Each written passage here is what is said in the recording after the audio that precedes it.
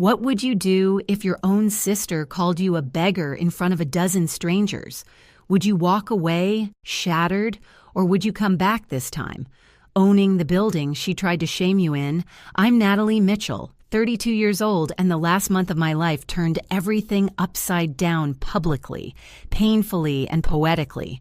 But before we get to the moment that made me gasp for air in the middle of a marble-floored bank, I want to take you back. Because betrayal this deep doesn't begin with one insult, it grows over years, one subtle jab at a time. Rebecca and I grew up in the quiet suburbs of Chicago. We shared a bedroom, but not much else. She was 5 years older, effortlessly successful, and already adored by our parents by the time I started coloring outside the lines. While I taped my crayon sketches to the wall, Rebecca lined hers with awards, trophies, and certificates that shimmered under her meticulously angled desk lamp. She was the golden child. Period. Our mother used to say she was born for greatness, as if the rest of us were just placeholders in her spotlight. Why can't you be more like your sister wasn't just a question, it was the background music of my childhood. Rebecca was disciplined, brilliant, sharp like glass. She studied late woke early and earned the title of valedictorian. While I doodled my way through sketchbooks no one bothered flipping through. She went on to Northwestern University, studied finance, graduated summa cum laude, and landed a position at First National Bank right out of college. Not just any position, within 6 years, she became the youngest branch manager in the company's history, and she made sure everyone knew it. Me, I followed my heart straight into a field my parents never respected. I studied graphic design at a smaller state school, cobbling together scholarships and side jobs to make it through. My graduation barely got a photo in the family group chat. That same week, Rebecca was flying to New York to accept a Rising Star Award from the National Bankers Association. Mom didn't even pretend to remember the date. She's making connections, she told me over the phone. You're just getting a piece of paper for drawing pictures. I swallowed my disappointment and smiled through it. That's what I always did, smile through it.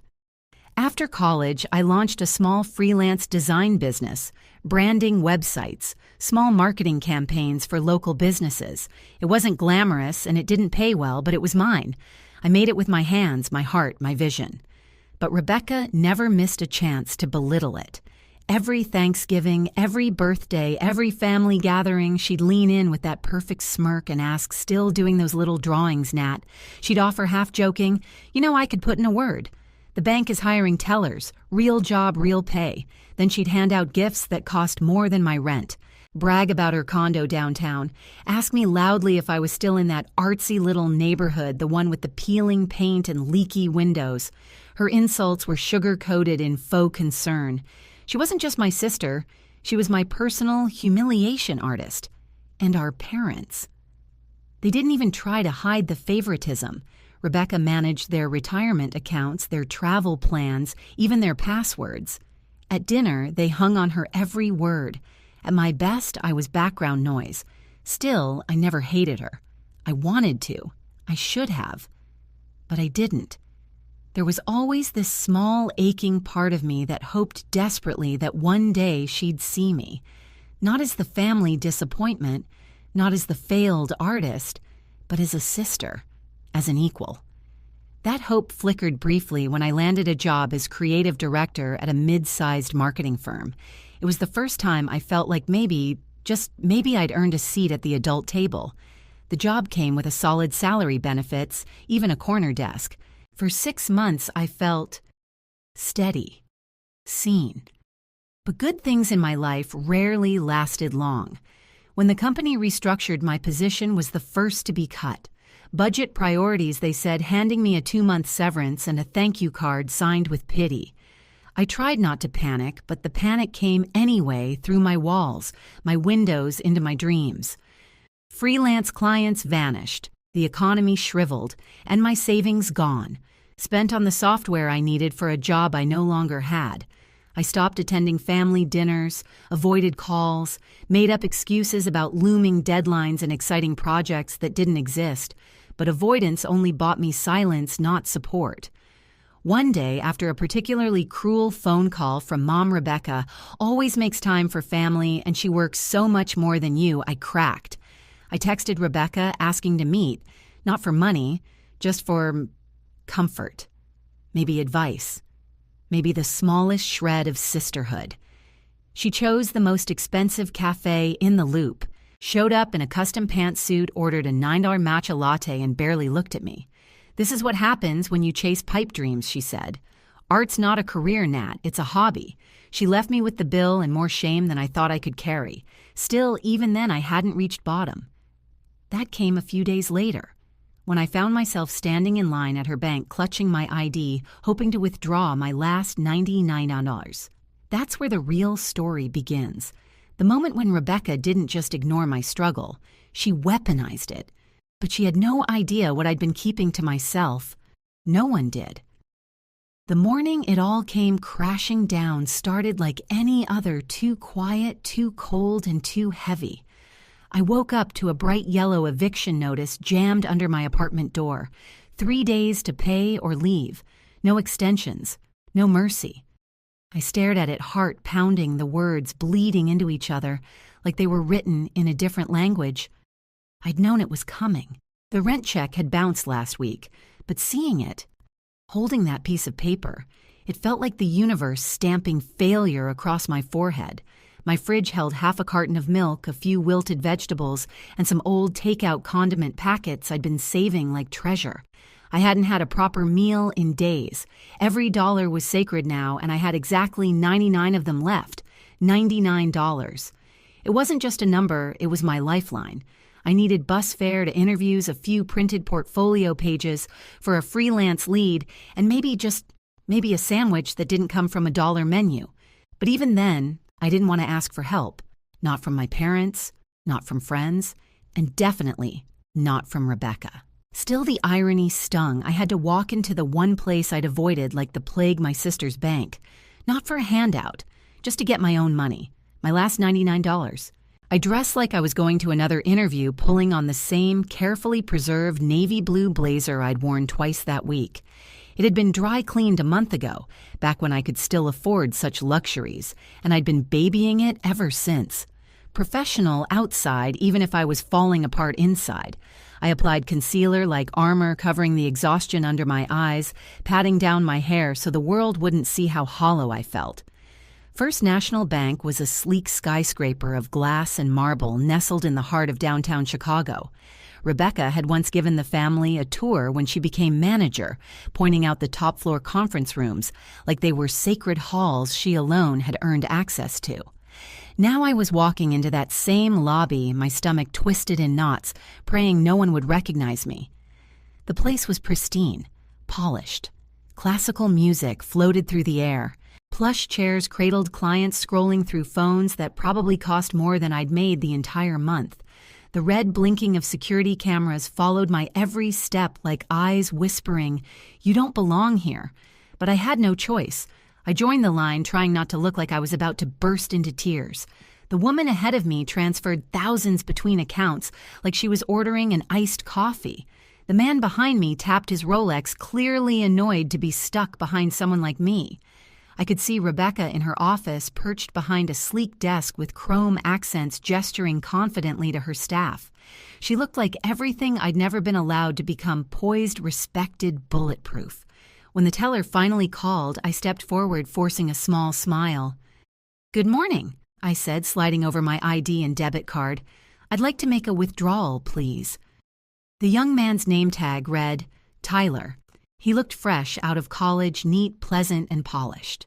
He typed my info and smiled politely. "How much would you like to withdraw today, Ms. Mitchell?" I swallowed, my voice dropping. $99. His fingers hesitated over the keyboard. "Sorry, did you say 990? "No," I said, heat rising to my cheeks. "Just 99. He blinked, then glanced back at the screen. I saw the change in his eyes, a flicker of something pity, confusion. "One moment, please." He picked up the phone and whispered something I couldn't hear. When he hung up, he gave me a tight smile. "Someone will be with you shortly." I knew exactly what that meant. Seconds later, the office door opened and Rebecca stepped out, flawless as ever, in a charcoal blazer and red lipstick that matched the soles of her Louboutins. She exchanged a few quiet words with a colleague, then turned her gaze toward the teller line. Her eyes landed on me, and for just a breath, just a second, her expression cracked. Then, like always, it reassembled itself into perfection. She walked toward us with purpose. Everyone looked up. I could feel them watching. "Natalie," she said, smiling like she was greeting a stranger. "What a surprise." "Hello, Rebecca," I replied, trying not to shrink. "Is there a problem with my sister's transaction?" she asked Tyler, but her eyes never left mine. "She's trying to withdraw $99, he said, emphasizing the amount like it was beneath him." "Just 99, I repeated barely above a whisper. Rebecca's lips curled, eyebrows rising. I see she said tone honeyed and hollow. Then she turned to the teller. "And that will leave the account." "Empty," Tyler answered softly. Rebecca turned back to me, expression hardening beneath her smile. "I'm sorry, Natalie," she said, her voice suddenly carrying through the lobby, "but we don't normally process such minimal transactions at this branch. We serve business clients, high net worth individuals." My face burned. "It's my account," I said, trembling. "My money." "Of course," she said sweetly. Then louder. "But honestly, we don't serve beggars here. Perhaps the check-cashing store down the street would be more appropriate for your financial situation." The room fell silent. Conversations stopped. Phones were lowered. Security guards subtly shifted positions. I felt like I was being dissected under a spotlight, humiliated, exposed. Tears stung the backs of my eyes, but I refused to let them fall. I picked up my ID, my debit card, and somehow forced words past the lump in my throat. "Thank you for your time," I said, my voice scraping like gravel. "That'll be all." As I turned to leave, Rebecca called after me. "Let me know if you need financial advice, Nat. Clearly you could use it." A few people chuckled. Quiet, cruel laughter. I didn't stop walking. Couldn't. I pushed through the revolving doors and into the biting Chicago wind head down heart-shattered. It wasn't just the money. It wasn't even the insult. It was knowing that the one person who should have protected me chose to break me instead. I barely made it to my car. My beat-up Honda parked 3 blocks away to avoid the parking garage fee before the tears came. I sobbed until my lungs ached, until I had nothing left to give. And then my phone buzzed. A text from Mom. "Rebecca said you came by the bank today. Everything okay?" Of course. Of course Rebecca had already called her. Of course she was controlling the story. I stared at the screen for a long time, then shut it off. But the moment I did, I remembered something. The envelope. The letter I'd received just 3 days earlier. The one I'd been too overwhelmed to believe. The one that, if it was real, would change everything. Sitting in my old car, breath fogging the windshield cheeks, stained with tears, I reached into the glove box and pulled out the thick, cream-colored envelope I'd tucked away days earlier. I had almost forgotten it, buried beneath overdue bills, rejection emails, and spiraling fear. The return address read, Harrington Wells and Associates, Attorneys at Law. I had signed for it on Friday. A delivery guy had shown up at my door with that official envelope asking for a signature like it was a pizza order. I'd assumed honestly that it was some kind of collection notice, or worse, a lawsuit. But when I opened it that night, what I found felt less like a legal summons and more like a fairy tale. Dear Miss Natalie Mitchell, we are pleased to inform you that under the last will and testament of Mr. Theodore James Mitchell, you have been named the sole beneficiary of his estate. I remember blinking, rereading the name again and again. Theodore James Mitchell, Grandpa Ted, a man I'd met maybe 3 times in my entire life, my father's estranged dad, the ghost at the edge of every family story, the one they never talked about without some twinge of judgment or shame. Dad used to say he threw his life away on a pipe dream, whatever that meant. But apparently, that pipe dream paid off. According to the letter, Grandpa Ted had started a tech company late in life. a little-known firm that just months ago had been acquired by a major Silicon Valley giant. His stock options worth $2.8 billion, and he'd left it all to me. Not to his son, not to the golden granddaughter who worked in finance, to me, the struggling artist, the black sheep, the disappointment. I laughed when I first read it, out loud, borderline hysterical. I thought maybe it was a scam. Maybe someone was playing a cruel joke. But then I read the rest of the letter. The details were too specific to be fake. It mentioned things only Grandpa Ted would know, like the wooden blocks he carved for me on my 5th birthday, the way I used to sit on his lap and draw while he worked in his study, and it came with contact info, a direct number to a senior partner, Malcolm Harrington. I called, expecting a disconnected line. Instead, Malcolm picked up on the second ring. "Miss Mitchell," he said in a calm, confident voice, "we've been trying to locate you. Your grandfather left very clear instructions. He wanted you to be given everything, including a letter." That afternoon, I met Malcolm in his high-rise downtown office. Leather chairs, glass walls, espresso machine in the corner. He didn't treat me like a struggling artist. He treated me like an heiress, because I was one. Stock portfolios, property deeds, trust accounts, all being transferred to my name. The paperwork was nearly complete. The inheritance would be finalized within 72 hours. I sat there stunned, barely processing words like liquid assets and international holdings. But the moment that really broke me was the letter. Malcolm slid it across the table in a sealed envelope, Grandpa's handwriting on the front. "For Natalie, read in private." That night, back in my freezing apartment, I lit a candle and opened it. "Dear Natalie, you won't remember this, but when you were 6 years old, you showed me a drawing. Your parents dismissed it and your sister mocked it. But I saw something they didn't. I saw joy, raw, unfiltered creativity. I started my company based on an idea everyone laughed at. They said I was too old, too idealistic, but I believed in the beauty of building something from nothing. I see that same spark in you. Your father, my son, never forgave me for choosing a different path, and Rebecca. She's brilliant with numbers, no doubt, but she's blind to imagination. She'll be fine. She'll always be fine. But you, Natalie, you deserve to create without constraint. Use this gift wisely, not because you need it more, but because you'll do more interesting things with it. Your Grandpa Ted. I read it again, and again, until the tears blurred the ink and my breath shook. He saw me. When no one else did, he remembered me. He chose me. And I had walked around for 3 days trying to scrape together 99 hour, while 2.8 billion sat waiting for me. I hadn't told anyone, not my parents, not Rebecca. I wanted to make sure everything was real, and if I'm honest, I needed time to process who I was about to become. My plan was simple: finalize everything, quietly transfer the funds into a new account at a different bank, and move on. But then, Rebecca happened. That moment in the bank, the way she looked at me like I was filth. The words, "We don't serve beggars here." I hadn't forgotten them. I couldn't. And suddenly, I didn't want to walk away quietly anymore. Maybe that sounds petty. Maybe it was petty. But something inside me cracked open. I realized this wasn't just about money. It was about respect, dignity.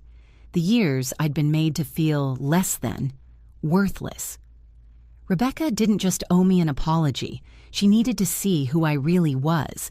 I turned the key in the ignition, wiped my eyes, and made a decision. The next time I walked into that bank, I wasn't going to be the girl with $99 in her account. I was going to be the woman with everything.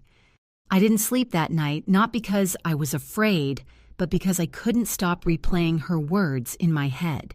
"We don't serve beggars here." The phrase echoed like a drumbeat, rhythmic and cruel. It wasn't just an insult, it was a verdict, one she had no right to deliver. But tomorrow I would return to the scene of that verdict, not as the desperate sister with $99 to her name.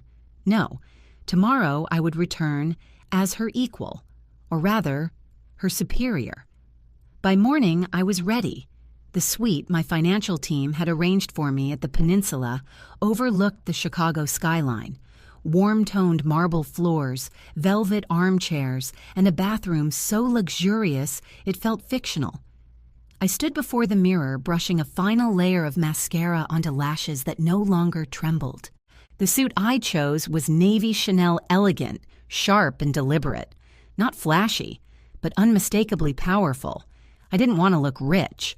I wanted to look like someone who couldn't be dismissed. I had bought it the day after my inheritance was confirmed. A splurge. Yes, but not for vanity. It was armor. The kind Rebecca wore every day until I forgot what she looked like underneath. I straightened the lapels, took one final breath, and whispered to my reflection, "It's time." The same Honda I'd cried in the day before waited in the hotel garage. I could have summoned a limo, could have walked into that bank with a motorcade, but I didn't want the world to see a stranger. I wanted Rebecca to recognize the girl she humiliated, the girl who now had the power to buy the very marble floor she'd been kicked down on. I pulled into the First National Bank garage, and this time, I didn't circle for street parking. I drove straight to the valet. The same attendant who had barely looked at me yesterday rushed to open my door. "Good morning, ma'am," he said, eyes catching the subtle shine of my heels. I smiled and tipped him generously. People can sense wealth, real wealth. Not just from clothes, but from the way you carry silence like confidence and stillness, like a crown. The revolving doors greeted me again, their brass edges gleaming. The lobby hadn't changed, same soft lighting, same instrumental soundtrack. But I had. This time, I walked straight past the teller line, straight to the customer service desk. "Good morning," I said, placing my new leather card holder on the desk with purpose. "I'd like to speak to Mr. Harold Thompson, please." The woman behind the desk, Diane, her nameplate read, blinked, startled. "Mr. Thompson is our bank president. Do you have an appointment?" "No," I replied calmly, "but please let him know that Natalie Mitchell is here to discuss a significant deposit and investment opportunity."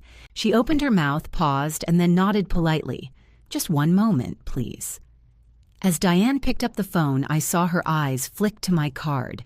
Harrington Wells and Associates embossed in gold and widen ever so slightly. She murmured a few words into the receiver, paused, then glanced up at me with a new air of respect. "Mr. Thompson will see you right away. Would you like to use the executive conference room?" "That would be lovely," I replied. I didn't even need to request it, but I did anyway. "Oh, and one more thing. Please ask Rebecca Mitchell to join us. She's my sister, and I'd like her to be part of this discussion." Diane hesitated for a fraction of a second before nodding again. "Of course. Right this way." The clicking of my heels across the marble felt louder than yesterday, more deliberate, more noticed. Out of the corner of my eye, I saw Rebecca.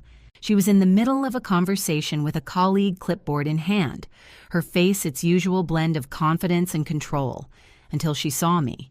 Her eyes did a double take, raking across my tailored suit, expensive heels, and the quiet authority in my posture. Her confusion was almost comical. She excused herself, hurrying over. "Natalie," she said, her tone sharp with disbelief. "What are you wearing?" Ms. Mitchell Diane cut in smoothly. "Your sister is here to meet with Mr. Thompson. He's expecting her in the executive conference room." Rebecca's face froze, then contorted into something between irritation and panic. "There must be a mistake," she snapped. "My sister doesn't have business with Mr. Thompson." I met her gaze unwavering. "No mistake, Rebecca. Mr. Thompson is expecting me. I've also requested your presence." Rebecca turned on Diane, her voice low and furious. "I'll handle this." "Please tell Mr. Thompson there's been a deeper voice interrupted her. "There's no misunderstanding." Mr. Harold Thompson had emerged from the elevator looking every bit the bank president's silver hair, tailored three-piece suit, and the aura of a man used to being obeyed. He walked straight toward me. "Ms. Mitchell," he said, extending his hand to me, not Rebecca. "I'm delighted to meet you. Malcolm Harrington gave me a courtesy call this morning. Please follow me." Rebecca's mouth parted, no words emerging. Before we stepped into the private elevator, Mr. Thompson turned back. "Rebecca," he added as an afterthought, "please join us. Your sister has specifically requested your presence." She followed us up in silence. In the executive conference room, floor-to-ceiling windows showcased the entire city. At the head of the mahogany table, Mr. Thompson gestured for me to sit. Rebecca took the seat across from me, visibly rattled. Mr. Thompson smiled. "Ms. Mitchell, I understand you'd like to discuss a significant financial matter." I opened my portfolio, pulling out the notarized documents. "Yes. 3 days ago, I received notification that I am the sole beneficiary of the estate of Theodore James Mitchell, founder and majority shareholder of Quantum Leap Technologies." Rebecca's face went ghostly pale at our grandfather's name. For those unfamiliar, I continued, "Quantum Leap was recently acquired for $4.3 billion. My share represents approximately 65% of that, along with real estate and personal assets. Total value $2.8 billion. I slid the documents across the table. As you can see, everything has already been finalized. Rebecca looked like she'd swallowed glass. "That can't be real," she whispered. "Grandpa Ted was retired. He had nothing." "Apparently not," I said. "Apparently he left it all to me." Mr. Thompson flipped through the paperwork, his eyebrows rising higher with each page. "These appear to be in order. But of course we'll verify with Mr. Harrington's office." "Of course," I replied, sliding my phone across the table. "Malcolm is expecting your call." As he dialed, Rebecca sat stiffly, hands clenched in her lap, staring at me like I'd grown horns. She had no idea what was coming next. But when I said I had come to make a deposit, I wasn't talking about the billions. I came back for exactly $99. Mr. Thompson was still on the phone with Malcolm Harrington, verifying every detail. I sat quietly at the head of the table, calm, composed, my fingers lightly resting on the documents. Across from me, Rebecca was unraveling. Her shoulders stiffened with every confirmation she overheard. Yes. Completed transfer? Yes. Verified shares. Her knuckles whitened as she gripped the armrest of her chair. This was the moment she realized I wasn't bluffing. This wasn't a stunt. I wasn't the broke little sister from yesterday. I was a billionaire.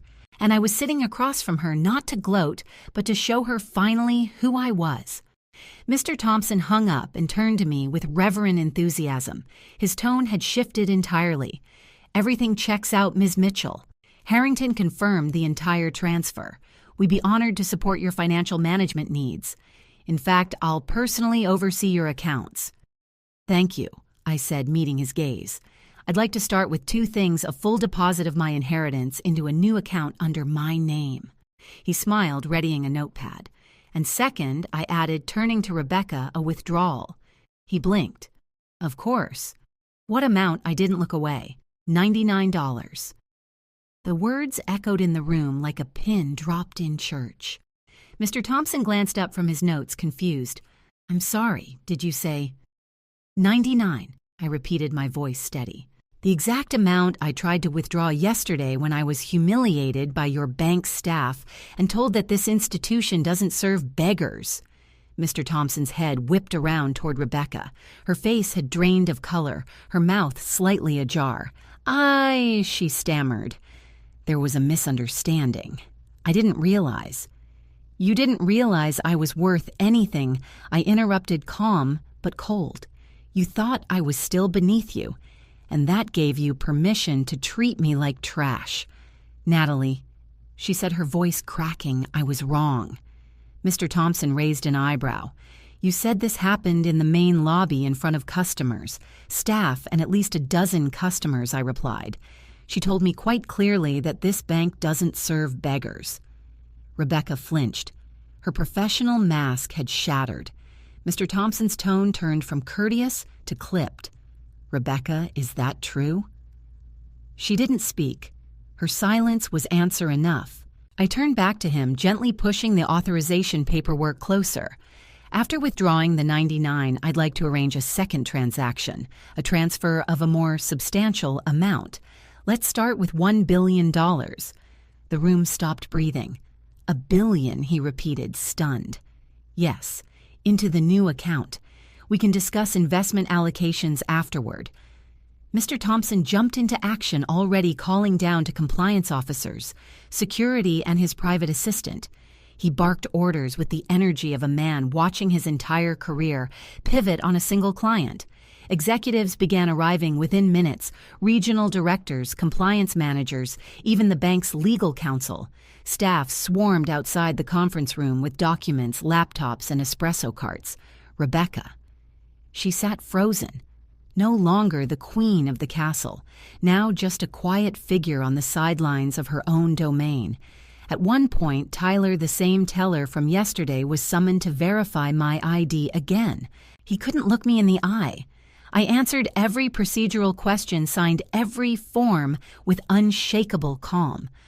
All while Rebecca silently watched the sister she once dismissed as between projects redefine every metric of power she thought she understood. Finally, during a lull, she found her voice.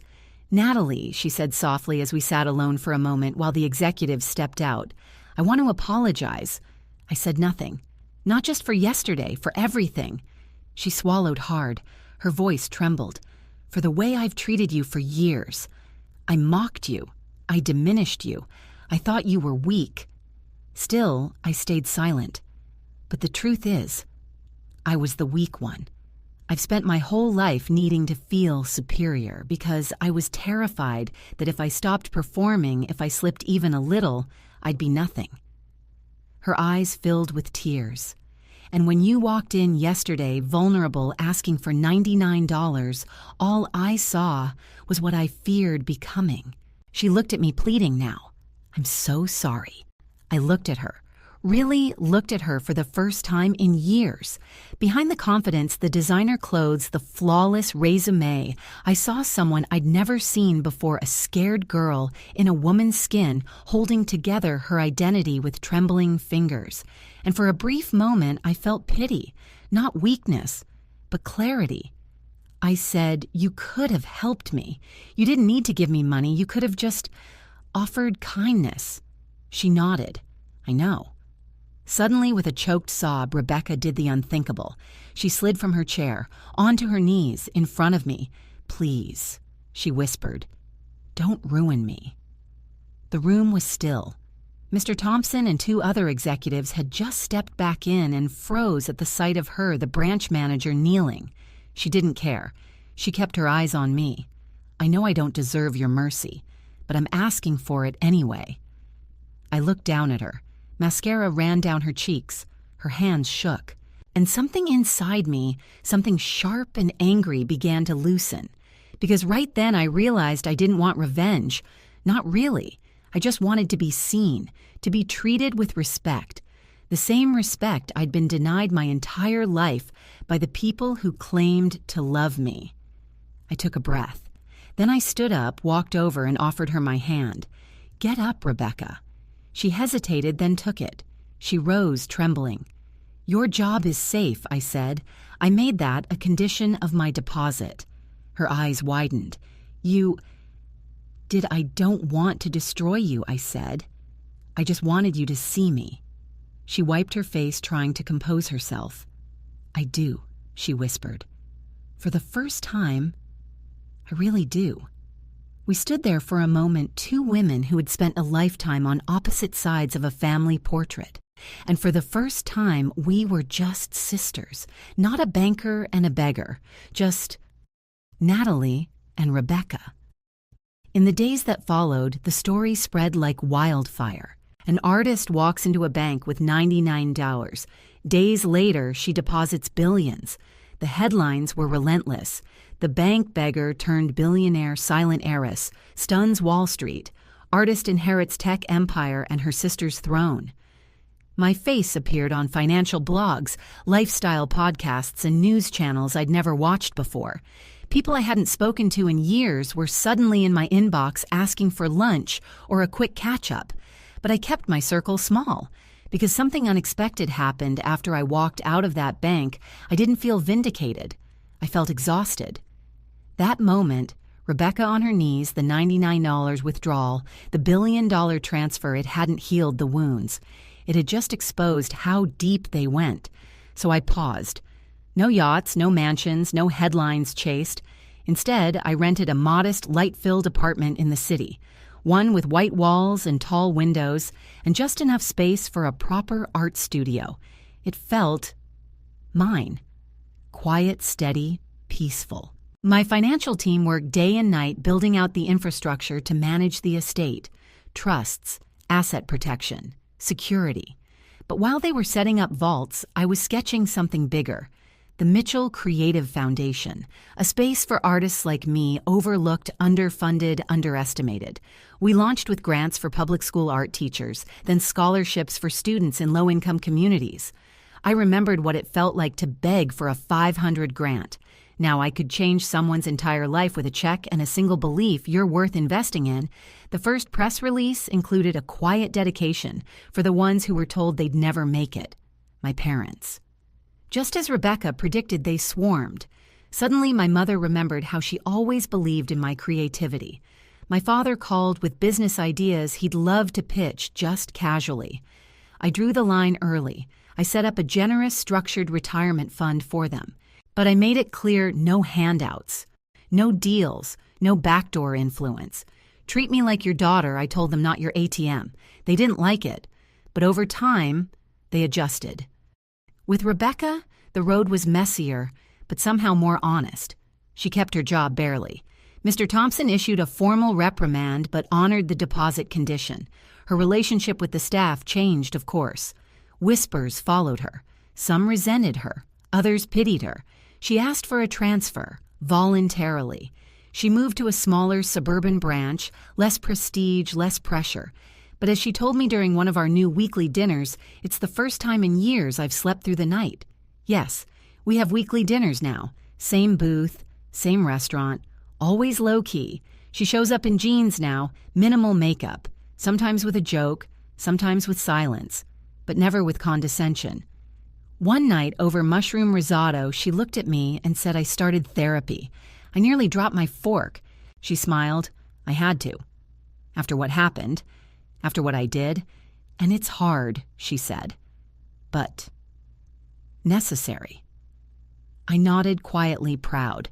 She didn't need my approval, but I gave it anyway. You're doing the work, I told her. That matters. Another time she asked, do you think Grandpa Ted ever regretted not reconciling with Dad? I paused. I think he regretted not being understood. But no, I don't think he regretted leaving the money to someone who would use it to create not control. She looked at me then, not with envy, not with guilt, but with something else. Maybe respect. In that moment, I realized something. Money didn't change me. It just stripped away the noise so I could finally be who I was all along. A creator, a sister, a woman who refused to be defined by anyone else's idea of worth. 6 months passed. Winter melted into spring. The world moved on. My inbox stayed full, but my heart stayed focused. I poured myself into the foundation, traveled to schools, sat in classrooms, watched kids light up when they realized someone believed in them. That's when I felt richest. Not when the deposit cleared, not when the headlines broke, but when a 6th grader in a South Side classroom held up her painting and said, Miss Mitchell, do you think I'm good enough? And I got to say, you're more than good enough. You're powerful. Because someone once told me that too, and it changed everything. So no, I don't hate Rebecca. She was cruel, yes, competitive, dismissive, but also scared, conditioned. Just like I was overlooked. She was overburdened. We were both trapped, just in different cages. And that day in the bank, that wasn't revenge. That was freedom. Freedom from the roles we'd been assigned since birth. The golden child and the black sheep. The banker and the artist. The beggar and the billionaire. Now we're just Natalie and Rebecca, sisters, still figuring it out, but finally walking side by side. If you've ever been underestimated by your own family, your friends, or the world, leave a comment below. Tell me how you rose above. And if this story hit home, hit like, subscribe, and stay with us for more stories of justice, resilience, and the sweetest revenge of all, becoming everything they said you couldn't.